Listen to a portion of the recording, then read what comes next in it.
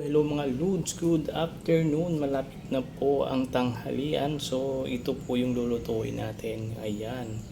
Carrots lang po, gigisahin natin. At ito naman po ang ricados. Meron tayong onion, spring onion, garlic at saka kamatis. Tapos meron tayong magic sarap. Meron tayong pamintang durog. At we have also vegetable oil. So let's start cooking mga lods. So ito na po, mainit na po yung ating kawali. So lagyan natin ng cooking oil. Ayan. Ayan, pag mainit na yung oil, siyempre isusunod natin yung mga sangkap. Ayan, so ito na yung sangkap mga lods dahil mainit na po yung ating mantika. Ayan. Hintayin natin mag-brown ng kaunti.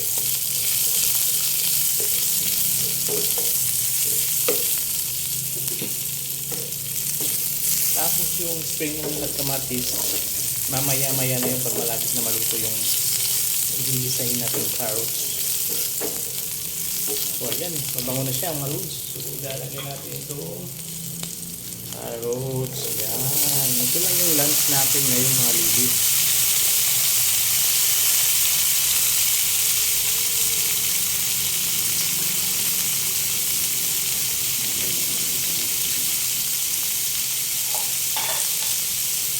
Ayan, haluin lang natin. Siyempre, kailangan natin haluin.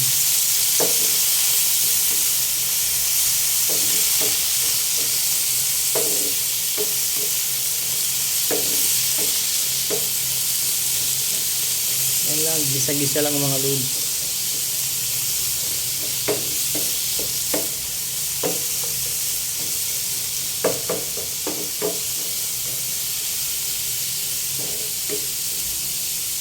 So ayan, so takpan mo natin mga lods, tapos balikan natin mamaya, okay? So ayan, babalikin natin mga lods, buksan natin. Wow! So siyempre lagyan natin ng magic.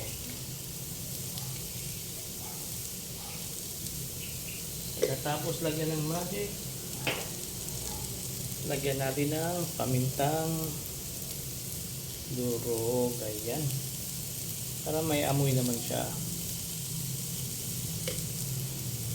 Siyempre kailangan natin haluin para lumasa lahat ng slice ng carrots. Ayan. So yung natitirang ricados, ilalagay natin mga lodi. Ito yung kamatis at spring onion. Ayan.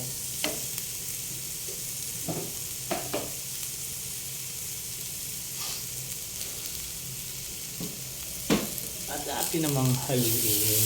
So ilang minuto na lang ito. Luto na to. Kasi mas maganda yung hindi masyadong malambot yung carrots. Mas maganda yung medyo crunchy pag pinantak.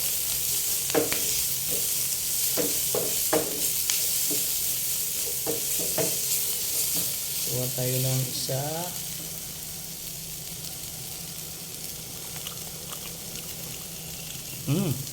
Okay. So, dagdagan lang natin ng konting matisarap.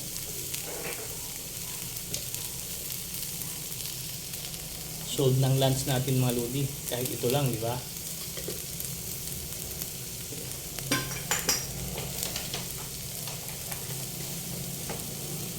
So, ang kailangan natin gawin, kailangan madiskarte. At para healthy rin.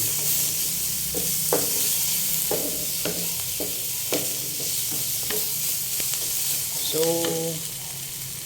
cooking is done. Thank you mga lodi. Bye!